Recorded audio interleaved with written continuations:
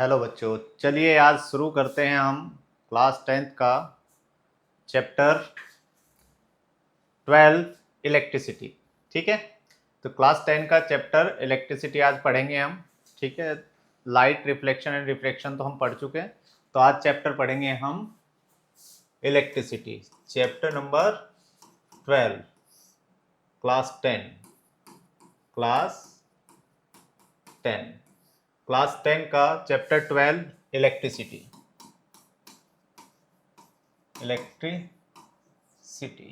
ठीक है, क्लास 10 का चैप्टर 12 इलेक्ट्रिसिटी। चलिए, इलेक्ट्रिसिटी पढ़ने से पहले सबसे पहले हम बात करते हैं, थोड़ा सा कुछ बेसिक चीज़ों की बात कर लेते हैं। ठीक है, तो उन बेसिक चीज़ों में सबसे पहले हम बात करते हैं एटम की। थोड़ा सा बस ब्रीफ उसमें पढ़ते हैं एटम। चलिए, जैसा कि बच्चों आप लोगों को पता है कि कोई भी एटम होता है तो वो इलेक्ट्रिकली न्यूट्रल होता है। कैसा होता है? Electrically neutral. ओके, और इस एटम के अंदर एक टाइनी सेंट्रल कोर होती है जिसको बोलते हैं न्यूक्लियस, और ये पॉजिटिवली चार्ज होती है। क्या होती है? पॉजिटिवली चार्ज होती है। क्लियर है? समझ में आया? और इसी एटम के अंदर जो इलेक्ट्रॉन होते हैं वो ऐसे रिवॉल्व करते रहते हैं। ठीक है, और जो न्यूक्लियस होता है उसमें प्रोटॉन और न्यूट्रॉन होते हैं। न्यूक्लियस के अंदर क्या होता है बेटा? Proton and neutron. ठीक है, प्रोटॉन एंड न्यूट्रॉन। चलिए, अब बात करते हैं कि हम कभी भी किसी भी एटम से इजीली जो रिमूव कर सकते हैं वो इलेक्ट्रॉन्स को रिमूव कर सकते हैं। क्या कर सकते हैं बेटा? इलेक्ट्रॉन्स को रिमूव कर सकते हैं। ये आपने केमिस्ट्री में पढ़ा होगा थोड़ा बहुत। ठीक है, प्रोटॉन और न्यूट्रॉन को रिमूव करना उतना आसान नहीं होता। ठीक है, तो चलिए सबसे पहले हम बात करते हैं। तो अगर मान लीजिए कोई भी ये एटम है और कोई भी बॉडी दुनिया की या मटेरियल कोई भी होता है, उसके अंदर बहुत सारे एटम होते हैं। क्या होते हैं? बहुत सारे एटम होते हैं। अब उन एटम में मान लीजिए कोई बॉडी है, इसके अंदर बहुत सारे एटम होंगे। ठीक है, अगर मैं इससे कुछ इलेक्ट्रॉन्स निकाल दूं इस बॉडी से, मैं इलेक्ट्रॉन्स की बात कर रहा हूँ, इलेक्ट्रॉन्स निकाल दूं तो बॉडी कैसी चार्ज हो जाती है बेटा? पॉजिटिवली चार्ज हो जाती है। कैसी हो जाती है?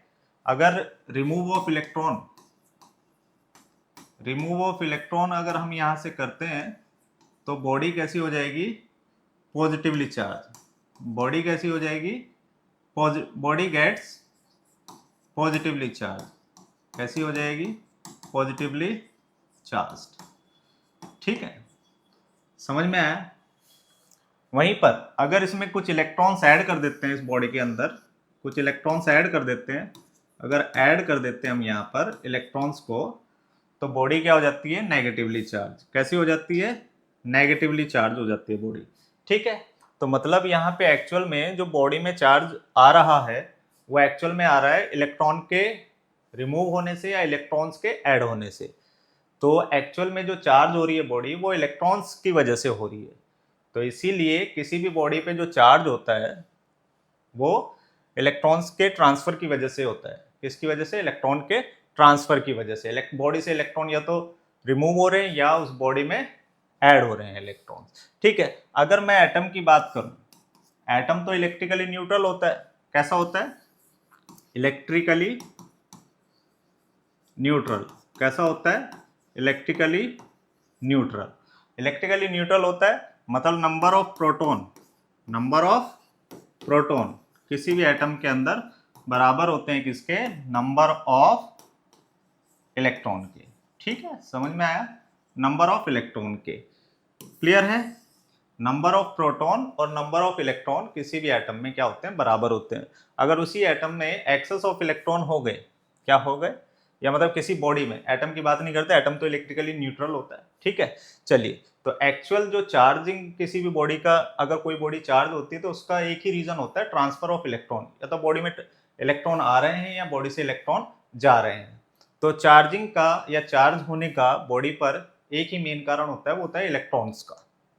ठीक है, अब यहां पर अगर मैं इस एटम से या किसी भी बॉडी में, मान लीजिए अगर न्यूट्रल है, ये बॉडी कोई न्यूट्रल है, न्यूट्रल का मतलब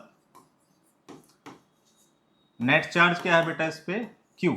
ये क्यू यहां पर क्या डिनोट कर रहा है? Net charge. अगर ये न्यूट्रल है तो क्यू नेट क्या है? जीरो। इसका मतलब ये है कि क्यू नेट तो इस पे 0 है, लेकिन इस पे number of positive charge that is number of proton और नंबर ऑफ इलेक्ट्रॉन क्या है, बराबर है, इसलिए इसको बोला गया न्यूट्रल। ठीक है, अब यहाँ पर हम चार्ज के बारे में पढ़ेंगे। ठीक है, ये तो एक बेसिक बेसिक चीजें थी जो आप सभी को पता होगी, थोड़ा थोड़ा आइडिया होगा। ठीक है, चलिए हम चार्ज के बारे में बात करते हैं। जैसे दुनिया में हर एक मटेरियल की कुछ प्रॉपर्टीज होती है, इंसुलेटर्स हो, कंडक्टर्स हो या सेमीकंडक्टर्स हो, कोई भी मटेरियल्स हो, उन सब की कुछ ना कुछ प्रॉपर्टी होती है, डिफरेंट डिफरेंट प्रॉपर्टीज होती है। ठीक है, तो उन्हीं में से एक प्रॉपर्टी आती है मटेरियल्स की, वो होती है चार्ज। तो चार्ज क्या होती है, मटेरियल की प्रॉपर्टी होती है। किसकी प्रॉपर्टी होती है, मटेरियल्स की। इस प्रॉपर्टी की वजह से जो कोई भी मटेरियल है वो क्या फील करता है बेटा, फोर्स फील करता है। ठीक है, तो यहाँ पे इलेक्ट्रिक चार्ज देखिए क्या होता है। इलेक्ट्रिक चार्ज क्या होता है, it is a fundamental property. क्या होता है, fundamental property of matter that causes it to experience a force when placed in an electric or magnetic field। मतलब किसी मैटर की ऐसी प्रॉपर्टी जिसकी वजह से अगर उस मैटर को हम किसी इलेक्ट्रिक या मैग्नेटिक फील्ड में रखें तो उस पर फोर्स एग्जर्ट होता है। क्या एग्जर्ट होता है, फोर्स एग्जर्ट होता है। क्लियर है, चलिए तो ये होता है क्या, charge. This is the fundamental property जिसकी वजह से कोई भी मटेरियल एक्सपीरियंस करता है क्या, इलेक्ट्रिक फोर्स और मैग्नेटिक फोर्स। क्लियर है, ये थी हमारी चार्ज की डेफिनेशन। अब जैसे कि मैंने आपको बताया, किसी भी बॉडी पर अगर कोई चार्ज है, मान लीजिए बॉडी है, अगर इस पर चार्ज है तो वो चार्ज किसका मल्टीपल होगा बेटा, चार्ज जो बना हुआ है किसी भी बॉडी पे वो ऑलवेज मल्टीपल होगा फंडामेंटल चार्ज का। और फंडामेंटल चार्ज क्या होता है हमारा, दैट इज ई, जो कि कितना होता है 1.6 into 10⁻⁹ that is charge of electron, इतने कूलम, ये चार्ज ऑफ इलेक्ट्रॉन होता है, ध्यान रखिएगा। तो यहां से Q बराबर, चार्ज को क्या लिखा जाता है, Q बराबर एन ई। Q बराबर क्या होता है, एन ई। Q बराबर एन ई, जहां पे n क्या होता है बेटा, n is the number of charge carrier. Number of charge carrier, यहां पर आप सिंपल इसको ऐसे कंसीडर कीजिए कि नंबर ऑफ इलेक्ट्रॉन्स और नंबर ऑफ प्रोटॉन आप बोल सकते हो इसको, या नंबर ऑफ इलेक्ट्रॉन्स। क्लियर है, तो n यहां पर क्या होगा, बोथ पॉजिटिव एंड नेगेटिव। मतलब n क्या हो सकता है, पॉजिटिव भी हो सकता है और नेगेटिव भी हो सकता है। ठीक है, इंटीजर्स। ठीक, तो यहां पर इस स्टेटमेंट को ऐसे भी लिखा जाता है, Q equals to plus minus N E. मतलब किसी बॉडी पे जो चार्ज होगा that will be the multiple of fundamental charge that is called electrons. ठीक है, तो Q बराबर प्लस माइनस एन ई। ठीक है, अब यहाँ पे जो E की वैल्यू होती है वो कितनी होती है, 1.6 इंटू 10⁻⁹। अगर इलेक्ट्रॉन की बात करें तो इलेक्ट्रॉन पे जो चार्ज होता है वो माइनस 1.6 इंटू 10⁻⁻19 कूलम होता है। कितना होता है, -19 कूलम। तो इलेक्ट्रॉन कैसा चार्ज होता है, नेगेटिव। और वहीं पर प्रोटॉन पे जो चार्ज होता है, प्रोटॉन पे चार्ज होता है प्लस 1.6 इंटू 10⁻⁹ कूलम। ठीक है, तो इलेक्ट्रॉन का चार्ज नेगेटिव होता है और प्रोटॉन का चार्ज पॉजिटिव होता है। चलिए अब यहाँ पे थोड़ी बातें करते हैं। यहाँ पे दो तरीके के चार्ज होते हैं, एक पॉजिटिव और एक नेगेटिव। और जो चार्ज की यूनिट होती है, चार्ज की यूनिट क्या होती है बेटा, कूलम होती है। चार्ज की यूनिट क्या होती है, कूलम। यूनिट ऑफ चार्ज क्या होती है, कूलम होती है। यूनिट ऑफ चार्ज होती है कूलम। ठीक है, इसको डिनोट करते हैं किससे, सी से। ठीक है, तो चार्ज की यूनिट होती है कूलम। क्लियर, चार्ज दो तरीके का होता है, पॉजिटिव एंड नेगेटिव। क्लियर, अब पॉजिटिव पॉजिटिव चार्ज क्या करेंगे, अट्रैक्ट करेंगे कि रिपेल करेंगे, पॉजिटिव पॉजिटिव क्या करेंगे बेटा, रिपेल करेंगे। और नेगेटिव नेगेटिव चार्ज क्या करेंगे बेटा, रिपेल करेंगे। लेकिन पॉजिटिव और नेगेटिव डिफरेंट पोलैरिटी के चार्जेस होंगे तो वो क्या करेंगे बेटा, अट्रैक्ट करेंगे। क्या करेंगे, अट्रैक्ट करेंगे। मतलब इस दुनिया में कोई भी अगर किसी बॉडी पे भी चार्ज है, एग्जिस्ट करता है, तो वो हमेशा इलेक्ट्रॉन का मल्टीपल ही होगा। मतलब इलेक्ट्रॉन्स के मल्टीपल में ही होगा। ठीक है, क्लियर है। चलिए, ये तो था हमारा चार्ज के बारे में। चलिए अब यहां पर बात करते हैं हम किसकी, electric current and circuit. Next topic जो हमारा है वो है इलेक्ट्रिक करंट एंड सर्किट। अच्छा, इलेक्ट्रिक सर्किट की बात करते हैं, देखिए पहले इलेक्ट्रिक करंट पे आ जाते हैं।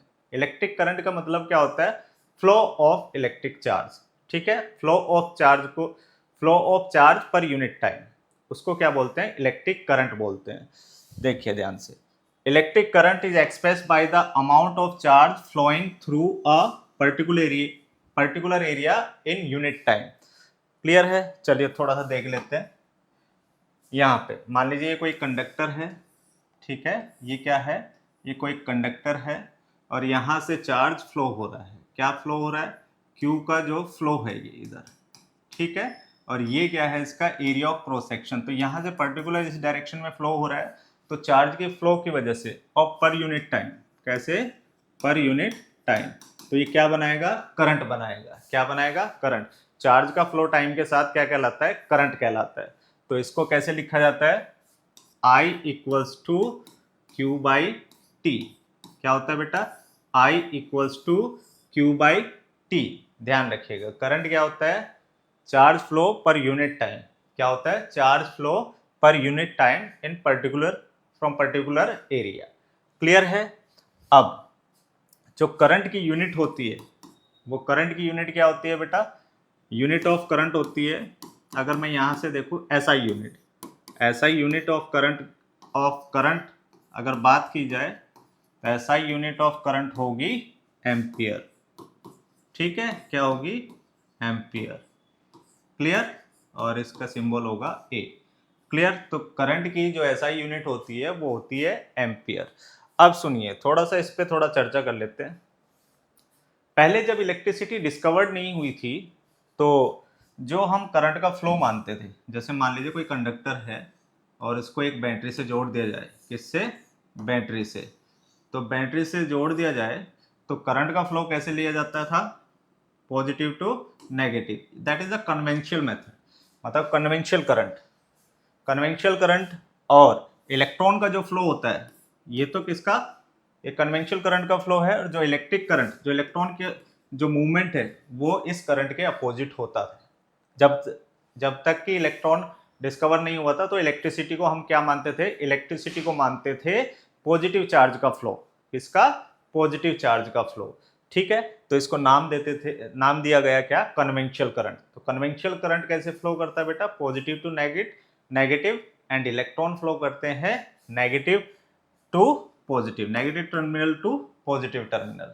तो दोनों अपोजिट डायरेक्शंस में होते हैं, ठीक है, कन्वेंशनल और इलेक्ट्रिक करंट। और उसके बाद तो कन्वेंशनल करंट को आप ऐसे बोल सकते हो कि ये हाई पोटेंशियल, ये लो पोटेंशियल। तो कन्वेंशनल करंट फ्लो करता है हाई पोटेंशियल से लो पोटेंशियल, और जो इलेक्ट्रिक करंट, जो इलेक्ट्रॉन का फ्लो है, वो क्या होता है? Lower potential to higher potential. Clear है? तो यहां पर देखिए I इक्वल्स टू क्या हुआ बेटा? Q बाई टी, मतलब charge flow per unit time, charge flow per unit time. Clear? चलिए थोड़ा सा देख लेते हैं इसमें। ये हो गया हमारा। अच्छा, हाँ, I equals to Q by T. हाँ, यही बात जो मैंने आपको बताई उसमें देखिए क्या है। इन सर्किट्स यूजिंग मेटेलिक वायर्स, किसी भी सर्किट में जो मेटेलिक वायर्स यूज होते हैं, electron constitute the flow of charges. However, electron were not known at the time when the phenomena of electricity was first observed.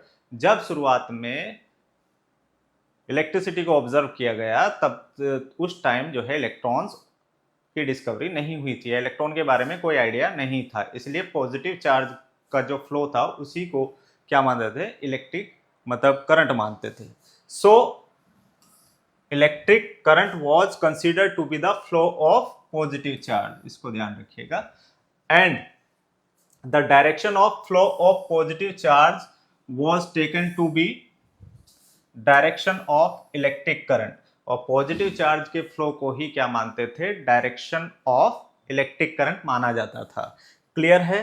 Conventionally in an electric circuit the direction of electric current is taken as opposite to the direction of the flow of electron, ठीक है।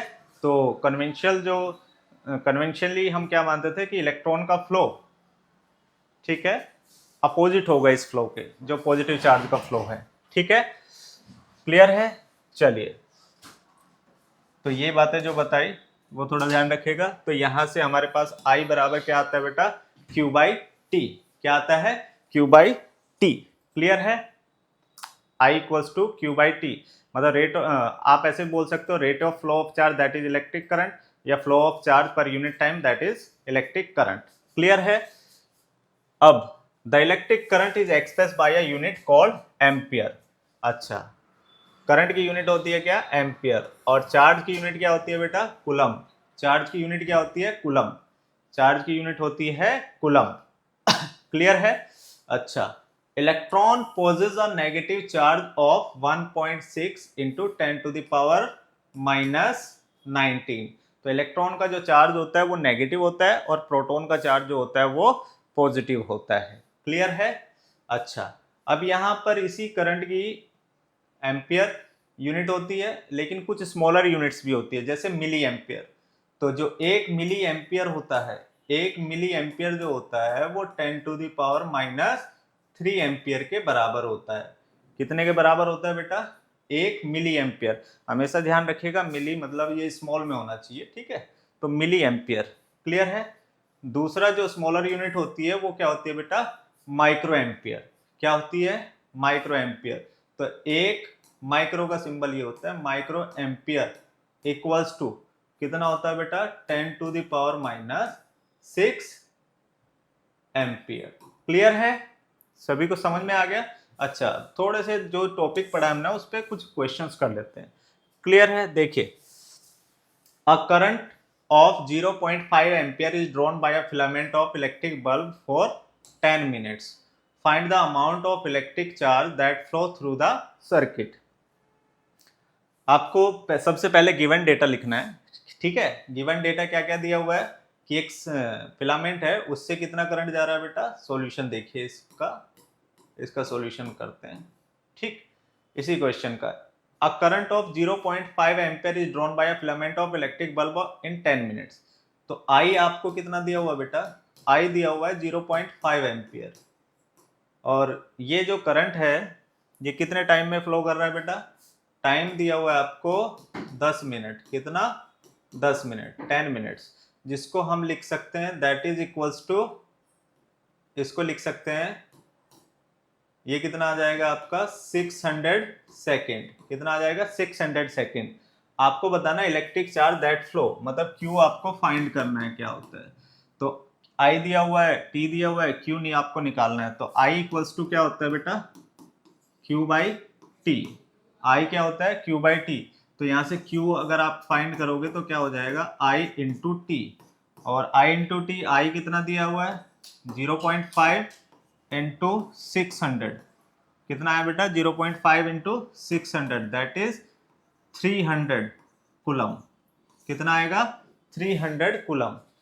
That will be the answer. तो 300 coulomb charge flow होगा 10 minute में। Clear है। चलिए, अभी इसी question को अगर थोड़ा मैं आगे मॉडिफाई करूं, अगर मैं इसको आगे मॉडिफाई करूं और आपसे पूछ ले कि इस चार्ज में, चार्ज तो इतना फ्लो हुआ है, लेकिन नंबर ऑफ इलेक्ट्रॉन आपसे पूछ ले कि कितने फ्लो हुए हैं, तो नंबर ऑफ इलेक्ट्रॉन्स के लिए क्या करोगे, जैसे Q equals to n e. तो Q कितना है आपका 300, तो 300 equals to number of electron निकालने हैं, और इलेक्ट्रॉन का charge 1.6 into 10 to the power -19। तो n इक्वल्स टू क्या आ जाएगा, 300 डिवाइडेड बाई 1.6। तो इससे इसको डिवाइड करोगे इंटू 10 टू द पावर क्या आ जाएगा 19। ये देख लीजिएगा मैथमेटिकली, ये नीचे आएगा तो 10 टू द पावर 19 ऊपर चला जाएगा। तो अगर इससे डिवाइड करें आप, तो इससे डिवाइड करने पे क्या आएगा, 16 वन जा 16, और यहाँ पे क्या आ जाएगा, अगर मैं इसको देखूँ सोल्व करें तो n इक्वल्स टू 300 बाई 16 लिख सकते हैं, इंटू क्या आ जाएगा, ये एक जीरो ऊपर बढ़ा लें, इंटू 10 टू द पावर 19। तो ये आ जाएगा, इसको कट करोगे आप 16, ठीक, 16 वन जा 16, 16 वन जा 16, और ये बचेगा 140, 16 8 जा 18, 16 8 जा 128, 128 67, 187.5 अराउंड के लगभग बनेगा। इसको सोल्व कर लीजिएगा अपने आप, ठीक है। 187.5 into 10⁻19 number of electron. Clear है? चलिए ये आएगा, ठीक है। तो आपने नंबर ऑफ इलेक्ट्रॉन्स भी निकाल दिए यहाँ पर, ठीक है, और चार्ज भी निकाल दिया। तो ये क्वेश्चन थोड़ा आगे बढ़ सकता है, ये एनसीईआरटी का ही क्वेश्चन है, लेकिन इसमें नंबर ऑफ इलेक्ट्रॉन्स नहीं निकालने थे, ठीक है।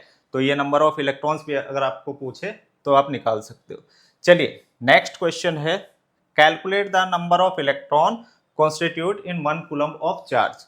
ठीक, 1 कूलम ऑफ चार्ज में हमें क्या निकालना है, नंबर ऑफ इलेक्ट्रॉन निकालने हैं। तो हमें 1 कूलम चार्ज में n फाइंड करना है भाई। क्या फाइंड करना है? Number of electron. तो आप क्या कर सकते हो, Q equals to n e लगा सकते हो यहाँ पर। तो Q कितना है 1 और n हमें निकालना है, तो n इंटू ये क्या आ जाएगा 1.6 इंटू 10⁻19। तो n इक्वल्स टू क्या आ जाएगा बेटा 1/1.6 into 10⁻19 that is equals to कितना आ जाएगा, ये आएगा 6.25। अगर आप इसको डिवाइड करोगे इंटू 10⁻18 नंबर ऑफ इलेक्ट्रॉन्स या number of charge carriers. Clear है? ये आ जाएगा, समझ में आया? चलिए अब अच्छा मैं एक क्वेश्चन पूछता हूं आप लोगों से। मान लीजिए क्या 5.2 coulomb charge 5.2 into 10⁻19 coulomb charge क्या एग्जिस्ट कर सकता है? मतलब पॉसिबल है किसी बॉडी पे 5.2 इंटू 10⁻19 कूलम चार्ज? बताइए। चलिए देख लेते हैं इसको, एक बार चेक कर लेते हैं। तो सबसे पहले हम Q दिया हुआ है, तो N अगर फाइंड करें तो N क्या आएगा Q/E। तो Q कितना है 5.2 इंटू 10⁻19 डिवाइडेड बाय 1.6 इंटू 10⁻19। इससे ये कट हुआ तो 5.2 डिवाइडेड बाय 1.6, पॉइंट से पॉइंट गया तो ये आ जाएगा, 4 से कट करोगे तो 13 आएगा, 13/4 आ जाएगा और ये लगभग आ जाएगा दैट इज इक्वल्स टू 3, ठीक है, 0.25। क्या दिस इज 3.25। तो n क्या आया 3.25 आया, पॉइंट्स में आया, फ्रैक्शन में आएगा ये। तो फ्रैक्शन में क्या इतने इलेक्ट्रॉन पॉसिबल है? मतलब 3.25 इलेक्ट्रॉन पॉसिबल है? नहीं पॉसिबल है बेटा, किसी बॉडी पे इतने इलेक्ट्रॉन पॉसिबल नहीं है। क्यों पॉसिबल नहीं है? क्योंकि इलेक्ट्रॉन सब डिवाइडेड नहीं है, इलेक्ट्रॉन सब डिवाइडेड नहीं होता। इलेक्ट्रॉन सब डिवाइडेड नहीं होने का मतलब ऐसा है कि इलेक्ट्रॉन आधा, 1/4, 5/6 ऐसे नहीं होता। इलेक्ट्रॉन पूरा का पूरा ही ट्रांसफर होता है। ऐसा नहीं होता कि 3.25 इलेक्ट्रॉन ट्रांसफर हो गए, ठीक है। तो ये चार्ज एग्जिस्ट नहीं करेगा, पॉसिबल ही नहीं है, नॉट पॉसिबल। क्या है बेटा? Not possible. तो इन चीज़ों का भी ध्यान रखिएगा, ठीक है। अच्छा मैं छोटी छोटी चीज़ें बात करता हूँ यहाँ पर। जैसे अगर किसी बॉडी पे 1.6 इंटू 10⁻19 कूलम चार्ज है तो इस पर कितने इलेक्ट्रॉन्स हुए? 1 नंबर ऑफ इलेक्ट्रॉन। अगर आया 3.2 इंटू 10⁻19 तो कितने इलेक्ट्रॉन आए? 2, ठीक है। 4.8 इंटू 10⁻19 आया तो n की वैल्यू क्या आ जाएगी? That is 3। तो इस तरीके से मल्टीपल देखिए, यहाँ पर किसका मल्टीपल है? इलेक्ट्रॉन के चार्ज का ही मल्टीपल हो रहा है, that is 1 electron, 2 electron, 3 electron, always electron का मल्टीपल। और अगर n इलेक्ट्रॉन होंगे तो n ही हो जाएगा, Q बराबर n, ठीक है। इस तरीके से नंबर ऑफ पॉजिटिव चार्जेस, ठीक है। अब यहाँ पर मैं इलेक्ट्रॉन इलेक्ट्रॉन बोल रहा हूँ, प्रोटॉन भी हो सकता है, ठीक है, डजंट मैटर। अब सुनिए ध्यान से सुनिए। इसमें अगर इसी में थोड़ा सा एक करते हैं, अगर मान लीजिए कोई बॉडी है, ठीक है, इस पे n1 इलेक्ट्रॉन है और n2 प्रोटॉन है। ये क्या है? इलेक्ट्रॉन की संख्या है और ये प्रोटॉन है। तो बॉडी पे बताओ टोटल चार्ज कितना है? प्रोटॉन पे टोटल चार्ज कितना है? चलिए तो यहाँ पर हमारे पास क्या है, किसी बॉडी के अंदर n2 प्रोटॉन है और n1 इलेक्ट्रॉन है। तो टोटल चार्ज कितना होगा यहाँ पर? ठीक है, टोटल चार्ज कितना होगा, पेन थोड़ा चेंज कर देता हूँ यार, ठीक है, कलर चेंज कर देता हूँ इसमें, ठीक है, ये थोड़ा सा देख लेते हैं। तो इलेक्ट्रॉन का चार्ज अगर देखें, इलेक्ट्रॉन का चार्ज अगर देखें तो कितना आया बेटा, N1 इंटू माइनस ई, क्योंकि नेगेटिव चार्ज होता है इस पे। यहीं पे प्रोटॉन का अगर चार्ज देखें तो क्या आएगा, N2 प्लस ई। और अगर टोटल चार्ज की बात करें तो क्या आएगा बेटा, QE प्लस QP। तो अगर हम जोड़ेंगे तो क्या आ जाएगा बेटा हमारे पास, that is N1 minus N1E plus N2E।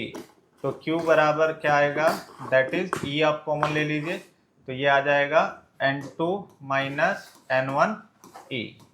ठीक है, इस तरीके से टोटल चार्ज आएगा। क्या आएगा, टोटल चार्ज आएगा। समझ में आया? तो मैं यहाँ पे इलेक्ट्रॉन्स बस जस्ट आपके कन्वीनियंस के लिए बोल रहा हूँ, ठीक है। तो नंबर ऑफ चार्ज करिए, फंडामेंटल चार्ज आप बोलिए, ठीक है। ई को यहाँ पर नंबर फंडामेंटल चार्ज आप समझिए, ठीक है। चलिए, ये हो गया हमारा चार्ज के बारे में, क्लियर। चलिए अब बात करते हैं थोड़ा सा इलेक्ट्रिक सर्किट के बारे में। किसके बारे में, electric circuit. What is electric circuit?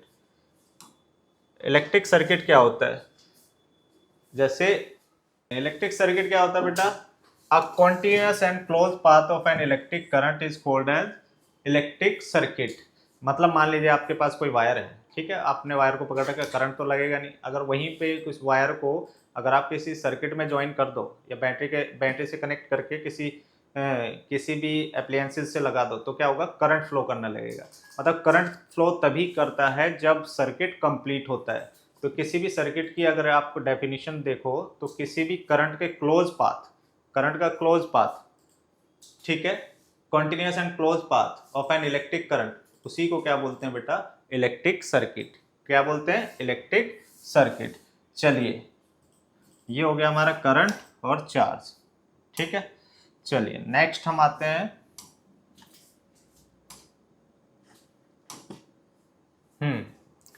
Electric cell. थोड़ी सी कुछ छोटी चीजें आएंगी। सबसे पहले हम बात करते हैं, जैसे मान लीजिए एक नॉर्मल वायर अगर आपके हाथ में है और नॉर्मल वायर को आपने ऐसे रखा हुआ तो उसमें करंट नहीं लगेगा। अगर उसी वायर को किसी वायर को अगर मैं एक शेल से कनेक्ट कर दूं और सर्किट कंप्लीट कर दूं तो क्या होगा, इसमें करंट फ्लो करने लगेगा। क्या फ्लो करने लगेगा बेटा, करंट फ्लो करने लगेगा। अब ध्यान से सुनिए मेरी बात, ये जो मैंने बनाया है ये डायग्राम, ये क्या है, ये है इलेक्ट्रिक सेल। इसने क्या किया, ये मैकेनिज्म इसका क्या होता है, सेल क्या होती है और बैटरी क्या होती है, दो चीजों को हम डिस्कस करेंगे। पहले सेल क्या होती है और बैटरी क्या होती है। सबसे पहले सेल की बात कर लेते हैं। सेल एक डिवाइस होती है जो क्या करती है बेटा, केमिकल एनर्जी को इलेक्ट्रिक एनर्जी में कन्वर्ट करती है। तो electric cell is a device that converts chemical energy into electric energy through redox reaction producing electron that flow as electric current। तो ठीक है, तो आपने सेल पढ़ा होगा इसमें केमिस्ट्री वगैरह में। तो सेल के अंदर आपने दो इलेक्ट्रोड्स पढ़े थे, पॉजिटिव और नेगेटिव, और उसके अंदर सॉल्यूशंस भरे होते हैं और उन सॉल्यूशंस में क्या होता है, रिएक्शंस होता रहता है जिसकी वजह से करंट फ्लो करता है, ठीक है। तो वही होती है सेल, क्लियर है। अब सेल के दो टर्मिनल होते हैं। कोई भी सेल का अगर सिंबल की बात करूं तो ये सेल का सिंबल होता है, ध्यान रखिएगा, this is the symbol of cell. ये पॉजिटिव एंड होता है, ये नेगेटिव, ठीक है। This is the symbol of cell, ठीक है। ये पॉजिटिव टर्मिनल और ये नेगेटिव टर्मिनल, क्लियर है। अब बैटरी क्या होती है बेटा, कॉम्बिनेशन ऑफ सेल। अगर बहुत सारी सेल्स को मिला दें हम, दो या दो तीन चार सेल को मिला दें तो वो क्या बन जाता है, बैटरी बन जाती है। जैसे ये क्या बन गई आपकी, बैटरी, ठीक है। अब बैटरी बन गई आपकी, ठीक है। तो सेल के कॉम्बिनेशन से बैटरी बनती है। किसके कॉम्बिनेशन से, सेल के कॉम्बिनेशन से बैटरी होती है। अच्छा, अब ये बैटरी में ठीक है, ये बैटरी बन गई आपकी। चलिए अब नेक्स्ट पॉइंट पे आते हैं हम। तो ये डायग्राम ध्यान रखिएगा इस तरीके से, दिस इज पॉजिटिव और दिस इज नेगेटिव। ये पॉजिटिव टर्मिनल और ये नेगेटिव टर्मिनल, ठीक है। इसको बोलते हैं हाइयर पोटेंशियल, इसको बोलते हैं लोअर पोटेंशियल। ठीक है, चलिए अब बात करते हैं यहाँ पे थोड़ा सा पोटेंशियल के बारे में। What is potential? What is potential? चलिए पोटेंशियल या पोटेंशियल डिफरेंस के बारे में बात करते हैं। अब मान लीजिए कोई चार्ज यहाँ पे रखा हुआ है, समझिए आपको, क्या ये अपने आप मूव हो सकता है? नहीं हो सकता भाई, अपने आप मूव नहीं हो सकता। समझ में आया? अपने आप मूव नहीं हो सकता। अब इस चार्ज को उठा करके मुझे इस पॉइंट पे लेके जाना है, मुझे नहीं, मतलब ऐसा होता है वायर्स के अंदर, कंडक्टर के अंदर ऐसा होता है। अगर एक चार्ज को एक पॉइंट से ए से दूसरे पॉइंट बी तक इसको उठा के ले जाना पड़ा तो क्या होगा? वर्क होगा। इस चार्ज पे क्या होगा? वर्क होगा। और जो वो वर्क होगा उसी को बोलेंगे क्या?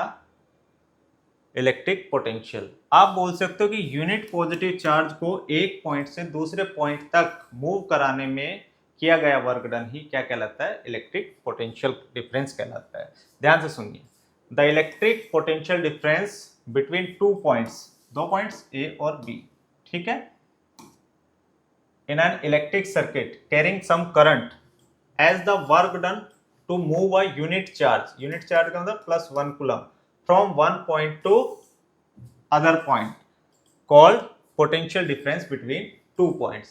तो किसी भी एक कूलम के चार्ज को एक पॉइंट से दूसरे पॉइंट तक मूव कराने में किया गया वर्क डन क्या कहलाता है? पोटेंशियल डिफरेंस कहलाता है। अब इसको डिनोट कैसे करते हैं? देखिए ध्यान से, जो पोटेंशियल डिफरेंस होता है that is V equals to W by Q. W यहाँ पर क्या होगा बेटा? वर्क डन होगा, और Q क्या होगा? चार्ज होगा। Q क्या होगा? चार्ज होगा। ध्यान रखिएगा, क्लियर? चलिए थोड़ा सा पेन चेंज कर लेते हैं, पेन चेंज करते हैं, दिस इज ठीक। तो यहाँ पर तो V equals to W by Q, तो ये होता है पोटेंशियल डिफरेंस, ठीक। चलिए थोड़ा सा, तो पोटेंशियल डिफरेंस क्या होता है? V equals to W by Q. किसी भी एक चार्ज को एक पॉइंट से दूसरे पॉइंट तक ले जाने में किया गया वर्क डन क्या कहलाता है? पोटेंशियल डिफरेंस कहलाता है। अच्छा, इसकी यूनिट की बात करें तो इसकी यूनिट जो होगी, इसकी यूनिट होती है बेटा वोल्ट। क्या होती है? वोल्ट। पोटेंशियल डिफरेंस की यूनिट क्या होती है? वोल्ट। कोई भी सेल ये पोटेंशियल डिफरेंस जनरेट कौन करता है? सेल या बैटरी। एक चार्ज को, जैसे वायर के अंदर या कंडक्टर के अंदर इलेक्ट्रॉन होते हैं, उनको मूवमेंट देने में जो सबसे बड़ा रोल होता है वो बैटरी या सेल का होता है। किसका होता है? बैटरी या सेल का होता है।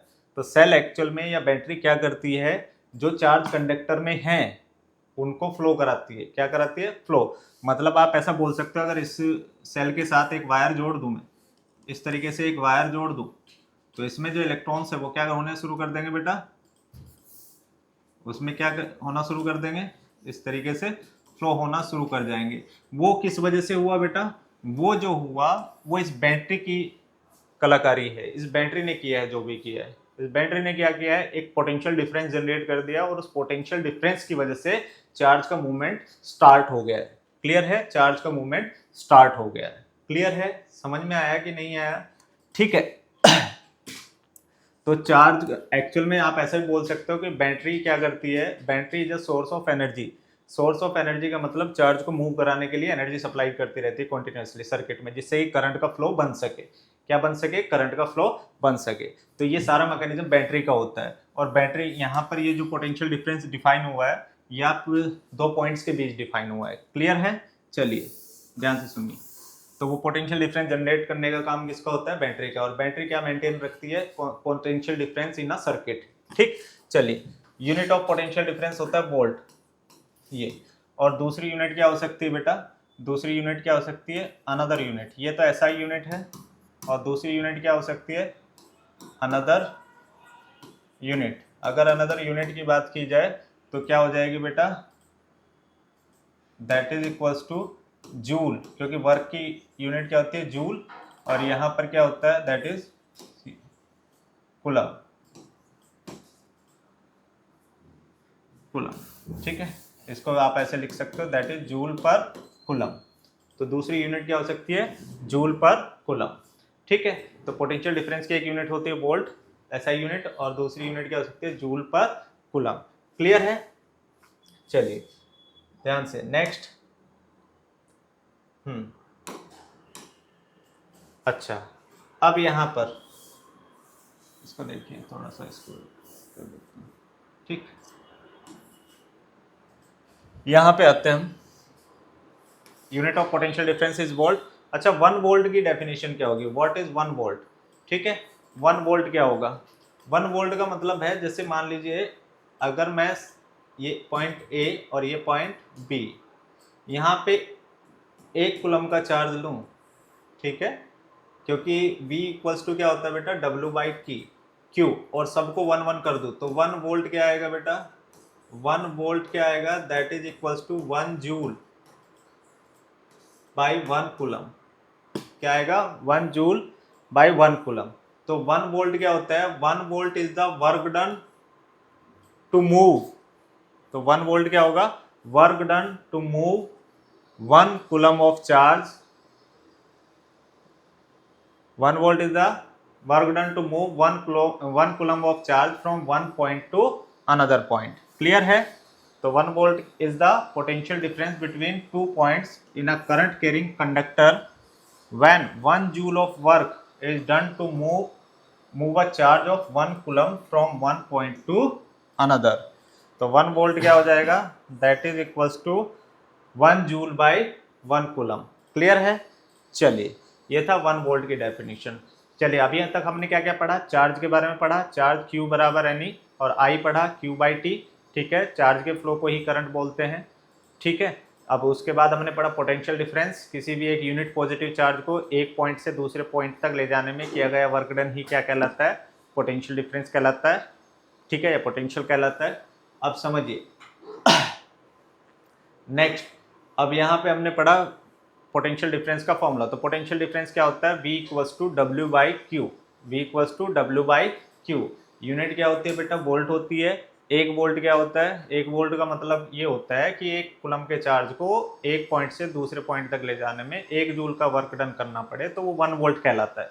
समझ में आ गया। ठीक है, चलिए नेक्स्ट, हाँ नेक्स्ट हम आ जाते हैं यहाँ पे, सुनिए। अब कहा है कि how much work is done in moving a charge of 2 coulomb across 2 points having a potential difference 12 volt. तो पोटेंशियल डिफरेंस मतलब V आपको यहाँ पर कितना दिया हुआ है, 12 वोल्ट दिया हुआ है। क्वेश्चन नंबर 3, कौन सा बेटा, क्वेश्चन नंबर 3। थोड़ा पेन चेंज कर लेते हैं इसमें।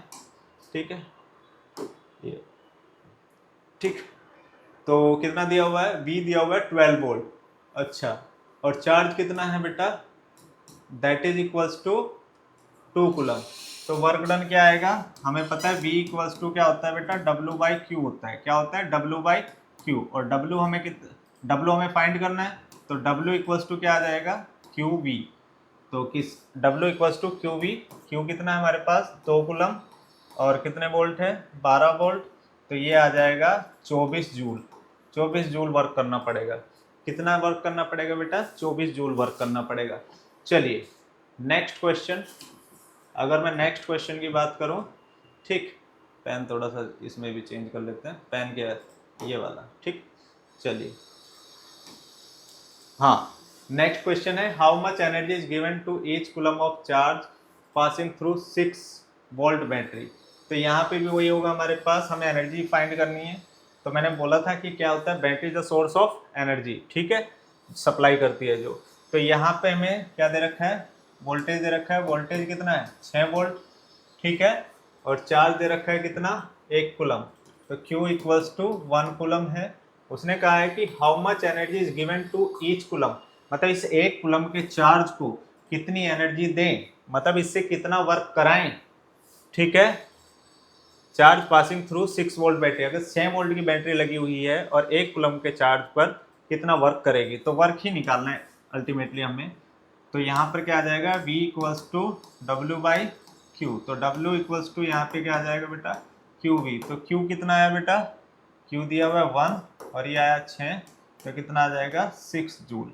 कितना आ जाएगा, दैट इज 6 जूल। क्लियर है। चलिए, ये आ जाएगा 6 जूल। चलिए नेक्स्ट हम आते हैं, हाँ कुछ इलेक्ट्रिक सर्किट्स में जो कंपोनेंट्स यूज होते हैं उनके बारे में यहाँ पे दिया गया है। देखिए, उनको थोड़ा सा याद भी रखना है आपको, सिंबल भी है उसमें। क्लियर, ध्यान से सुनिए। सबसे पहला है इलेक्ट्रिक सेल। किसी भी सर्किट में सेल का रिप्रेजेंटेशन कुछ ऐसे होता है। This is cell, this is positive terminal, this is negative terminal, ठीक है। दिस इज हाइयर पोटेंशियल, इसको आप ऐसे बोलोगे that is higher potential, that is lower potential. Clear है? जो छोटा डंडा होता है वो लोअर पोटेंशियल पे होता है और जो बड़ा डंडा होता है वो हाइयर पोटेंशियल पे होता है, ऐसे आप याद रखिए, ठीक है। अब वहीं पर इन सेल को अगर जोड़ दिया जाए तो ये क्या बन जाएगी? बैटरी। तो यहाँ पे देखिए दो, कितनी सेल है? 3 सेल को जोड़ दिया गया तो ये कंबाइंड होकर के एक बैटरी बनेगी और अल्टीमेटली इसको ऐसे रिप्रेजेंट करते हैं आगे आने वाली क्लासेस में, ठीक है। इस तरीके से रिप्रेजेंट करते हैं, इसी के कॉम्बिनेशन से। ये और ये सेम नहीं है, ये कॉम्बिनेशन से ऐसे, ठीक है। ये पूरा नहीं बनाते, ठीक है। चलिए इसको स्किप कर देता हूँ, छोड़ो। देखिए ध्यान से, प्लग की, ठीक है, प्लग की और स्विच। स्विच जो सर्किट में स्विच यूज होता है, स्विच इसका मतलब है ओपन स्विच, ठीक है, मतलब कोई करंट फ्लो नहीं कर रहा, ठीक है। क्लोज स्विच की, उसमें एक डॉट आ जाएगा, दैट इज स्विच क्या है? क्लोज है। क्लियर है? अच्छा, ये वाले काम के नहीं है। यहाँ पे आप बोल सकते हैं वायर ज्वाइंट, दो वायर का ज्वाइनिंग इस तरीके से दिखाया जाता है। थर्ड, अगर वायर एक दूसरे से क्रॉस हो रही है, क्रॉस का मतलब एक वायर ऐसे है, ठीक है, और इसके ऊपर से ऐसे ले जाएगा ये वायर दूसरी, दैट इज ये क्या है? Wire crossing without joining. Clear है? चलिए नेक्स्ट। अब इलेक्ट्रिक बल्ब, बल्ब को इस तरीके से रिप्रेजेंट किया जाता है किसी सर्किट में, ठीक है। कुछ चीज़ें आपको याद में रखनी है, ये सब ये डायग्राम्स, ठीक है। अब ये एक जो आपको दिख रहा है ये कंपोनेंट होता है जिसको बोला जाता है रजिस्टर, रेजिस्टेंस, इसको पढ़ेंगे अभी, ठीक है। इसको बोलते हैं रजिस्टर और इसकी एक प्रॉपर्टी होती है रेजिस्टेंस या रजिस्टर ऑफ रेजिस्टेंस आर। उसी तरीके से एक होता है वेरिएबल रेजिस्टेंस, इसी में अगर एक एरो को लगा दे तो ये होगा वेरिएबल रेजिस्टेंस। मतलब वेरिएबल रेजिस्टेंस का मतलब इसको आप वेरी करा सकते हो, ठीक है। इस तरीके से भी ये सिंबल होता है। अच्छा, ये होता है एमीटर और ये होता है वोल्ट मीटर। ध्यान से सुनिएगा, एमीटर का काम क्या होता है बेटा? एमीटर का जो काम होता है टू मेजर, ठीक है, इसको थोड़ा सा ऐसे कर लेते हैं। इसका काम होता है टू मेजर करंट, इसका काम होता है करंट को मेजर करना। एक ऐसी डिवाइस जो करंट को मेजर करती है उसको बोलते हैं एमीटर।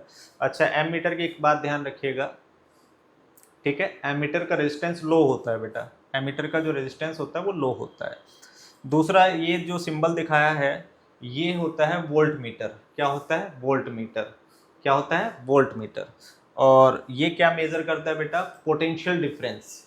क्या मेजर करता है? Potential difference across the component. ये कोई भी कंपोनेंट हो सकता है, उसके भी अगर यहाँ पे अगर हम बात करें तो यहाँ पे ऐसे लगा होगा, चलिए बाद में डिस्कस करेंगे इसको। तो पोटेंशियल डिफरेंस क्या को मेजर करने के लिए कौन सी डिवाइस होती है? वोल्ट मीटर, ठीक है। इसका रेजिस्टेंस कैसा होता है? इसका रेजिस्टेंस लो होता है और वोल्ट मीटर का रेजिस्टेंस हाई होता है। ये कुछ प्रॉपर्टीज़ हैं, ठीक है। मतलब ये कुछ डिवाइसेस हैं जो कि आपके किसी भी इलेक्ट्रिक सर्किट में यूज़ की जाती है। चलिए थोड़ा सा आगे बढ़ते हैं, ठीक। अब बात करते हैं ओम्स लॉ पे। ओम्स लॉ, ओम्स एक साइंटिस्ट थे, ये थे जर्मन। 1827 में इन्होंने एक लॉ बताया था, ठीक है, जॉर्ज ओम फाउंड। उन्होंने क्या किया? उन्होंने कंडक्टर लिया और उसमें करंट भेजा, ठीक है। मतलब एक्सपेरिमेंट था सिंपल। ये लॉ क्या कहता है? ओम्स लॉ ये कहता है कि किसी भी कंडक्टर, मान लीजिए ये कंडक्टर है, इसके दो पॉइंट के बीच ए और बी के बीच का जो पोटेंशियल डिफरेंस है V, that will be directly proportional to the current flowing through it. मतलब किसी भी कंडक्टर के दो एंड के अक्रॉस जो पोटेंशियल डिफरेंस होगा वो डायरेक्टली प्रोपोर्शनल होगा उसमें होने वाले फ्लो होने वाले करंट के। मतलब V is directly proportional to I। Clear है? व्हेन, कंडीशन भी है, when temperature of the conductor remain same और physical conditions remain same. The physical condition same रहे और टेम्परेचर चेंज ना हो, टेम्परेचर कांस्टेंट रहे, तो टेम्परेचर कांस्टेंट मानना है इसमें, ठीक है, माना गया। तो V is directly proportional to I। तो V directly proportional to I, तो V जब यहाँ पे प्रोपोर्शनलिटी साइन हटाते हैं तो क्या बनता है? यहाँ पे एक कांस्टेंट मिलता है, that is R। This is a proportionality constant R। इसी को बोलते हैं रेजिस्टेंस। क्या बोलते हैं बेटा? रेजिस्टेंस। तो R इक्वल्स टू क्या हो जाएगा बेटा, V by I. R equals to V by I, this is Ohm's law. यहाँ पे R क्या है, प्रोपोर्शनलिटी कांस्टेंट है और जिसको बोलते हैं रेजिस्टेंस। क्लियर है? अब ध्यान से सुनिए, तो ये यहाँ पे स्टेटमेंट लिखा हुआ है कि the potential difference V across the end of a given metallic wire और conductor in an electric circuit is directly proportional to the current flowing through it provided its temperature remain the same. This is called Ohm's law. So according to Ohm's law, V is directly proportional to I and V equals to IR और V by I equals to constant, और ये constant क्या होगा, ये resistance होगा। ठीक है, चलिए अब थोड़ा सा इसमें कुछ चीज़ें मैं बता देता हूँ। आपने पढ़ा V equals to IR, जहाँ पे V किसको रिप्रेजेंट करता है बेटा, किसी भी वायर या किसी भी कंडक्टर के दो पॉइंट का पोटेंशियल डिफरेंस। अच्छा, इसको मैं थोड़ा सा ही बता रहा हूँ। देखिए, पोटेंशियल डिफरेंस का मतलब होता है कि एक पॉइंट ए है उसका बी ए होगा, दूसरा पॉइंट बी है उसका बी होगा, तो that is potential difference actual में। ठीक है, जैसे बैटरी के दो पॉइंट, यहाँ पर अगर 5 वोल्ट की बैटरी है तो 5 वोल्ट की बैटरी का मतलब है ये 0 है और ये +5 है। समझ में आया? इसका मतलब ये होता है बेटा, तो ये पोटेंशियल डिफरेंस होता है एक्चुअल में। क्या होता है? That is potential difference. तो पोटेंशियल डिफरेंस को ऐसे लिखते हैं बेटा, V A minus V B. लेकिन यहाँ पर एक पॉइंट आपका क्या मान के चला गया, 0, तो इसलिए आप डिफरेंस नहीं लिख रहे, आप डायरेक्टली वी से ही रिप्रेजेंट कर दे रहे हो। ठीक है, तो अब सुनिए, तो ये मान लीजिए इसके अंदर कोई रेजिस्टेंस है। ठीक है, तो ओम्स लॉ कहता है कि दो पॉइंट के बीच का potential difference is directly proportional to current flowing through it. अच्छा, V by I equals to R आया। अब यहाँ से सुनिए, V और I के बीच अगर ग्राफ ड्रॉ करें तो ओमिक कंडक्टर्स में तो ऑलवेज अ स्ट्रेट लाइन आता है, V वर्सेस I। ठीक है, V वर्सेस I के बीच जो ग्राफ आएगा वो क्या आएगा बेटा, एक स्ट्रेट लाइन होगा जो किसको रिप्रेजेंट करेगा बेटा, रेजिस्टेंस को, R को रिप्रेजेंट करेगा। चलिए अब यहाँ पे ध्यान से सुनिए, अब यहाँ पे मान लीजिए दो ग्राफ हैं आपके। ठीक है, तो ग्राफ कैसा आया, लीनियर आया हमारा। V और अगर कोई भी कंडक्टर, कोई भी मटेरियल ओम्स लॉ फॉलो करता है तो वोल्टेज और करंट के बीच का जो ग्राफ आएगा वो स्ट्रेट लाइन आएगा और that will be started from the origin. अब ध्यान से सुनिए, अगर मान लीजिए दो कंडक्टर है, दो वायर हैं, दोनों का ग्राफ ये दे रखा है और इस वायर का रेजिस्टेंस मैं बोल देता हूँ R1 है, क्योंकि लीनियर ही ग्राफ है। लीनियर ग्राफ मतलब स्ट्रेट लाइन ग्राफ है। आपसे पूछे कि R1 ज़्यादा है कि R2 ज़्यादा है, R1 ज़्यादा है कि R2 ज़्यादा है, तो बट ऑब्वियस है कि R2 is greater than R1 होगा इस केस में, ध्यान रखिएगा, क्योंकि जिसका जितना ज़्यादा एंगल या स्लोप आप बोल सकते हो तो क्या होगा, वो उतना ही उसका ज़्यादा रेजिस्टेंस V और I के बीच में। रिवर्स कर देंगे तो पोलर ये क्या होगा, रिवर्स हो जाएगा। अगर मान लीजिए यहाँ पे I कर दूँ और यहाँ पे V कर दूँ तो इस केस में क्या हो जाएगा, R1 is greater than R2। Clear है? चलिए, पोटेंशियल डिफरेंस समझ में आया। ठीक, अब चलिए यहाँ पे बेस्ड, यहाँ पे हमने R की बात करी, R इज द रेजिस्टेंस। अब रेजिस्टेंस होता क्या है, करता क्या है? ठीक है, अब मान लीजिए मैं बात करूँ थोड़ा सा, यहाँ पे रेजिस्टेंस की अगर चर्चा की जाए तो रेजिस्टेंस कैसा होता है, जैसे अगर आप बात करो कोई कंडक्टर है, कंडक्टर्स में जो इलेक्ट्रॉन्स होते हैं वो फ्रिक्वेंटली मूव करते रहते हैं और टकराते रहते हैं। ठीक है, फ्रिक्वेंटली मूव करते रहते हैं और टकराते रहते हैं आयन से, एटम से। ठीक है, एक दूसरे से टकराते रहते हैं। उस फ्रिक्वेंट कोलिजन की वजह से किसी भी मटेरियल के अंदर एक ऑब्स्टेक बोल सकते हो आप, एक बाधा क्रिएट होती है, उसी को बोलते हैं क्या, रेजिस्टेंस। क्या बोलते हैं, रेजिस्टेंस। तो रेजिस्टेंस क्या होती है, मटेरियल्स की प्रॉपर्टी होती है। ठीक है, अब ध्यान से सुनिए, तो रेजिस्टेंस क्या है, मटेरियल की प्रॉपर्टी है जो क्या करती है, फ्लो ऑफ करंट या फ्लो ऑफ चार्ज को अपोज करती है, चार्ज के फ्लो को अपोज करती है। ठीक है, ध्यान से सुनिए, यहां से एक चीज और बता देता हूं मैं आपको। ठीक है, मतलब V by R equals to I. R ज्यादा होगा तो आई क्या करेगा बेटा, आर अगर बढ़ेगा तो आई घटेगा। ध्यान रखिएगा, आर जितना ज़्यादा होगा तो करंट उतना ही कम फ्लो करेगा। किसी भी मटेरियल का जितना ज़्यादा रेजिस्टेंस होगा तो उसमें जो करंट का फ्लो है वो उतना ही कम होगा ऐसे। ठीक है, चलिए ध्यान से सुनिए। अब इससे नेक्स्ट उस पर चलते हैं। हाँ ओके, यहाँ पे अच्छा। तो रेजिस्टेंस क्या होता है? It is the property of a conductor to resist the flow of charge through it. ठीक है, तो रेजिस्टेंस क्या होती है?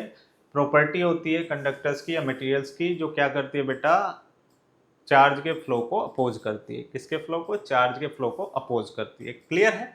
चलिए नेक्स्ट हम थोड़ा सा आते हैं यहाँ पे। जैसे अगर आपसे पूछ रहे हैं, अच्छा रेजिस्टेंस तो पढ़ लिया हमने, अब रेजिस्टेंस जो होता है उसकी जो यूनिट होती है वो ओम होती है। अब नेक्स्ट रेजिस्टेंस की यूनिट क्या होती है बेटा? एसआई यूनिट क्या होती है? ओम होती है। और इसको रिप्रेजेंट करते हैं डमरू से। डमरू का मतलब ये ग्रीक लेटर होता है ओमेगा, इस तरीके से। ठीक है, रेजिस्टेंस की यूनिट क्या होती है? ओम। क्या होती है? ओम। ठीक है, डिनोशन ऐसे करते हैं।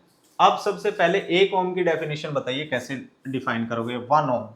तो अगर आप देखो तो R equals to V by आई।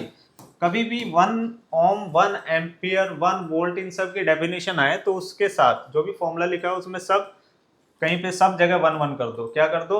1 1 कर दो। तो अगर मैं इसको क्या कर दूं? 1 कर दूं, इसको 1 वोल्ट कर दूं और इसको 1 एम्पियर कर दूं, तो क्या रेजिस्टेंस भी 1 ओम हो जाएगा? तो 1 ओम, इसको ओम ऐसे लिख लेता हूँ। ठीक, ओके। 1 ओम इक्वल्स टू क्या हो जाएगा? 1 वोल्ट बाय 1 एम्पियर। तो 1 वोल्ट बाय 1 एम्पियर ऐसे। तो 1 ओम को डिफाइन कैसे करेंगे? If the potential difference across the two ends of a conductor is 1 volt. अगर किसी भी कंडक्टर के या किसी भी मटेरियल में वायर के अक्रॉस 1 वोल्ट का पोटेंशियल डिफरेंस जनरेट हो रहा है 1 एम्पियर के करंट से, तो क्या होगा? रेजिस्टेंस उसका कितना होगा? 1 ओम। अगर मान लीजिए किसी भी कंडक्टर में अगर 1 वोल्ट का पोटेंशियल डिफरेंस जनरेट हो रहा है 1 एम्पियर करंट फ्लो की वजह से, तो उसका रेजिस्टेंस 1 ओम होगा। समझ में आया? Then the resistance R of the conductor is 1 ohm. Clear है? तो इसको ऐसे भी लिख लो थोड़ा सा सिंबॉलिकली, 1 वोल्ट 1 एम्पियर। समझ में आया? क्लियर है? चलिए, तो 1 ओम इक्वल्स टू 1 वोल्ट पर 1 एम्पियर। ठीक, चलिए नेक्स्ट आते हैं हम। नेक्स्ट आते हैं रेजिस्टेंस किन किन बातों पे डिपेंड करता है। रेजिस्टेंस को आप ऐसे समझो यार, आप सड़क पे जा रहे हो, बहुत ज़्यादा भीड़ हो गई है, तो क्या हो गया? रेजिस्टेंस क्रिएट होगा। उसी तरीके से कंडक्टर्स में जब आगे पीछे इलेक्ट्रॉन्स का कोलिजन होता रहता है, उसकी वजह से किसी भी कंडक्टर मटेरियल्स में क्या जनरेट होता है? रेजिस्टेंस जनरेट होता है। अब ध्यान से सुनिए, जाम बहुत लंबा होगा तो रेजिस्टेंस बहुत ज़्यादा होगा। समझ में आ रहा है? अगर किसी शहर में 5-7 किलोमीटर का लंबा जाम लग जाए तो रेजिस्टेंस और ज़्यादा होगा। तो आप समझिए रेजिस्टेंस जो होगा वो किन किन बातों पे डिपेंड करता है किसी भी कंडक्टर के। मान लीजिए कोई कंडक्टर है तो किन किन 3 बातों पे डिपेंड करेगा। पहला, लेंथ ऑफ कंडक्टर। क्या होगा? Length of conductor. ध्यान से सुनिए, रेजिस्टेंस ऑफ कंडक्टर 3 बातों पे डिपेंड करेगा। एक लेंथ पे डिपेंड करेगा, दूसरा एरिया ऑफ क्रॉस सेक्शन पे डिपेंड करेगा, कितना मोटा कितना पतला कंडक्टर है या वायर कितना मोटा कितना पतला है, तो उस पर डिपेंड करेगा। और तीसरा इसके नेचर पे डिपेंड करेगा। इस पे नेचर पे डिपेंड करेगा कि ये मटेरियल क्या है। मटेरियल का मतलब आप समझ लीजिए, मटेरियल क्या है? लोहा है, तांबा है, स्टील है, किस चीज़ का वायर है, किस चीज़ का कंडक्टर है, इस पे डिपेंड करेगा। अब ये डिपेंडेंसी कैसे होगी?